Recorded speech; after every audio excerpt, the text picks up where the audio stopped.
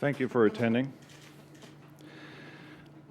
On Tuesday, February 28, 2012, at 2:30 p.m., skeletal human remains were located by two men who were walking the area of Yonge Street in the 401.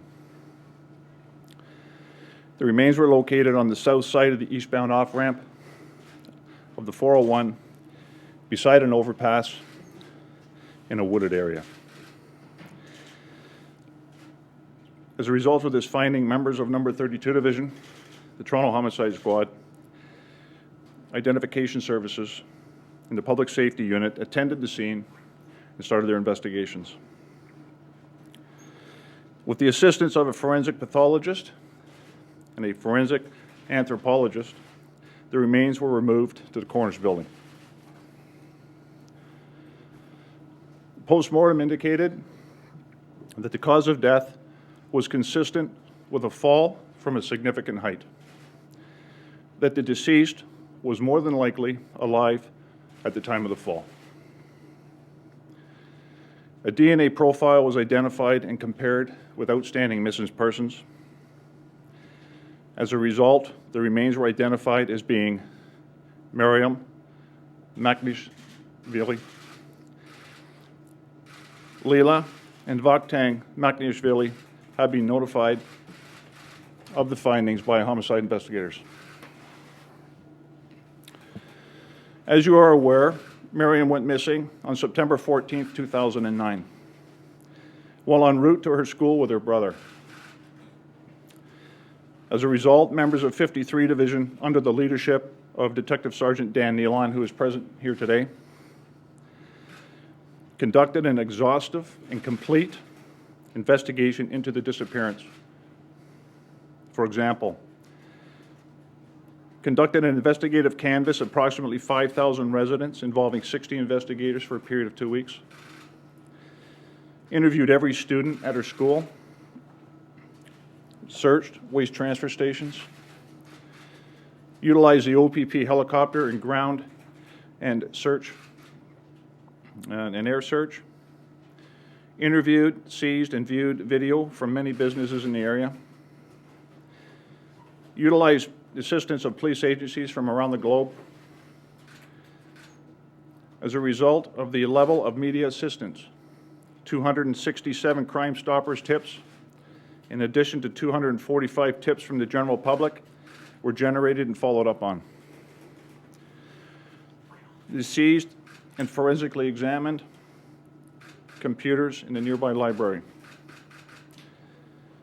As a result of investigations conducted to date, taking post-mortem results into consideration, the findings are not consistent with a homicide or a suspicious death.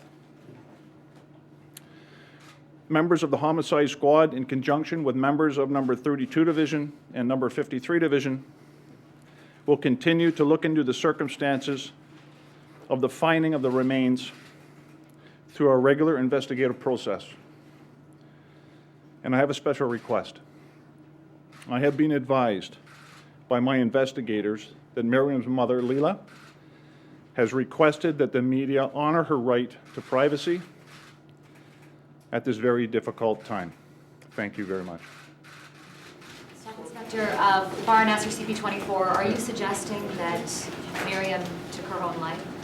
I'm not suggesting that, but what I will say is that the post-mortem results could be consistent with that conclusion. Or a misadventure, like an accident Or that, yes. Staff Inspector, how long approximately was Mariam there before were those remains at that site? That, we don't have information to support the answer to that question. Would be very speculative at best. But she had been in the location where she was found for a considerable period of time. Excuse me? My understanding was that that location had been searched during the initial search. I'm just wondering if you think that she ended up there after that search was conducted. Yeah. The information I have is that specific area was not part of the search grid. However, the search grid did come close to that particular area. So what role did NTO cameras play on the investigation? Did they know? That is one of the investigative follow-ups that we're going to be looking into. Now that we have a location where she was found, we're going to be following up with that type of evidence, yes. When the area was searched previously, there were privacy concerns, as I understood it. Is that why the search stopped just short of the remains that were eventually found? Was it privacy concerns that prevented I it? have no knowledge of any privacy concerns. How were the remains not found? I mean, you mentioned that extensive search, and this was in a golf course. How were these remains missed until years later? Well, as I said, the search grid came close to that area, but did not include that specific area.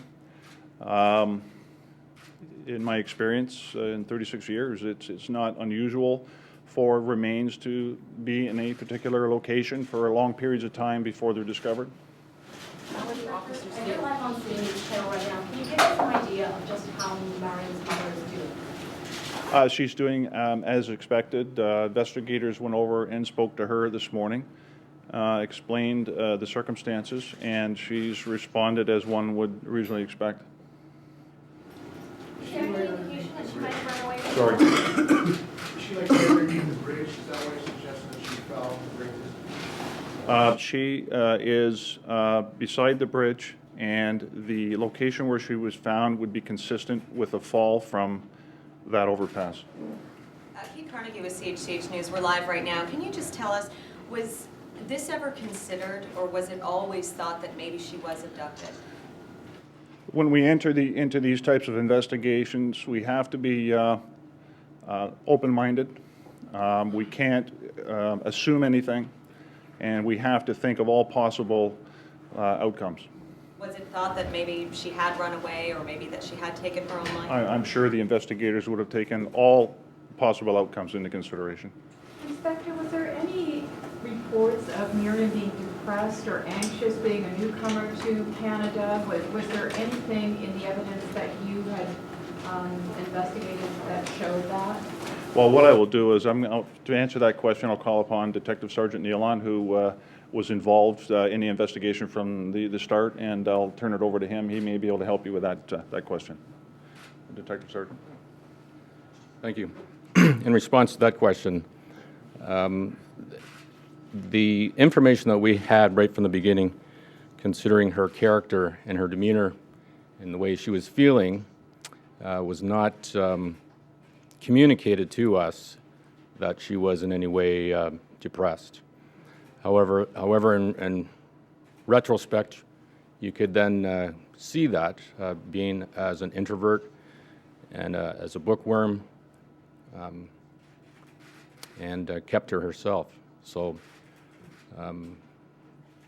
one could assume that could be as a result of isolation and depression, but at this point it's all purely speculative.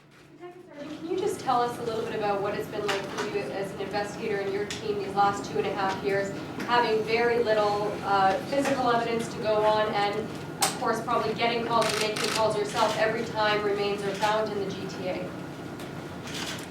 Well, I mean, it's just like in any other investigation that you get involved with. You do have, you want to see it through to an end. This has been a long journey for sure, not only for our investigative team, but for the family as well. And yes, when human remains are reported in the GTA, certainly there's always question as to who it may be, and certainly it's something that the family had struggled with over the years. I know Mariam had a few friends. She wasn't here very long, but was there any indication about what her home life was like from those friends?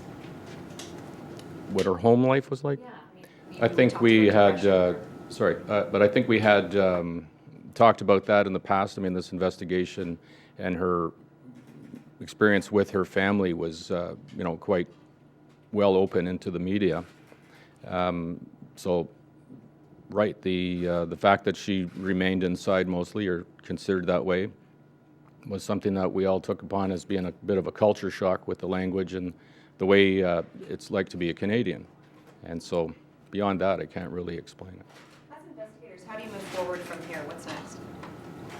We are going to, again, review the MTO cameras were brought up.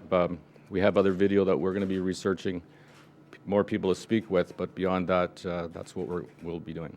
Just remind people, sir, you know, it's unusual that a search like this, of this size, would mobilize so quickly and be such a large search for a missing teen. It happened within hours of the call coming in. Why was this case given so much focus at the time? Well, I think it's quite evident the way that it did fall out was that the fact that there was no concrete or specific evidence to point in one way or the other with regards to where she may have disappeared to. As an investigator, you have to plan for the worst scenario, and that being abduction, that sort of thing. But at the same time, we weren't getting any further with respect to a criminal investigation. So that's just the way that it did go. Most missing people, when they do go, there is some sort of trail that leads the police down somewhere. And in this case, there was not any. So that's the reason. Hey, Dan, did you manage to find like her trail, like how she went, like you found her knapsack 3 weeks later at one location, she was a separate location. Have you been able to put those two together yet? No, with regards to where the bag was found, the knapsack located in the Yonge and Eglinton area, and then where she herself was then found, there hasn't been any reasonable way to explain it other than to speculate. Just like anything else that's left untouched, some people may pick it up and walk away with it. So that's another speculative theory as well. Do you think she was alone when this happened? I can't say. Even though it had been so long since she was last seen, did your investigative team have any hope that you might still find her alive? Absolutely, yeah. Again, another theory would be that she did run away for her own purpose, for her own reason. And, we can always hold hope for her. But at the same time, we now know what it is. What word or emotion can you use to describe finally closing this chapter, this case? I mean, closure is a word that comes up. Relief doesn't seem the right word, certainly for all the officers that were involved, yourself included. How do you sum up? There's no word that I can explain for my own team. I'm not being emotionally attached or involved as much as the family. It would be an excellent question to ask her mother, for sure. Can we talk a bit about the evidence that was found, or what you did find at the scene? Was there something, a piece of clothing, something specific that led you to believe early on that this was Mariam? Other than the following procedures, scientific procedures that we do follow, I can't really tell you much more than that. And was there a note or anything else at the scene that you found? I'm not getting into that. Do we have an idea that she would have run maybe around for some time before falling or before? No, there's nothing to suggest that. Inspector, just to sum up, so as of this point, what do we know about what happened to her? What are we saying? That basically just what the staff inspector of homicide just suggested is that it's all consistent, that she was alive from falling from the location from where she was found under, and that's as much as we're going to talk about right at this point. Do you believe it happened on the same day she went missing? Do I believe it happened on the same day? I have nothing that would indicate that that's the day or the after. There's nothing to indicate that. Is there anything at all that indicates, sort of movements between when she was last seen and when she ended up underneath the overpass? Is there anything at all that has given you a sense of what happened in that time in between? No, there's nothing to suggest any given hours, days, or a week that it occurred after she was found missing. Do you think you'll ever know? I can't really speculate on that. I don't know. Any sense, sir, what the family will be doing next in terms of funeral arrangements? No, I have no information right at this point. Did you guys notify Mariam Makhniashvili, or are we leaving that up to Layla? This will be done through the corrections facility through their own way. So to clarify, there's no way to pinpoint the specific date she died, is that right? It's just an estimate of about 2 years that she It's was dead? consistent from the day that she was last seen. Okay. Thank you very much. This information will be on our website, and the staff inspectors and their detective sergeants will be available. Thank you.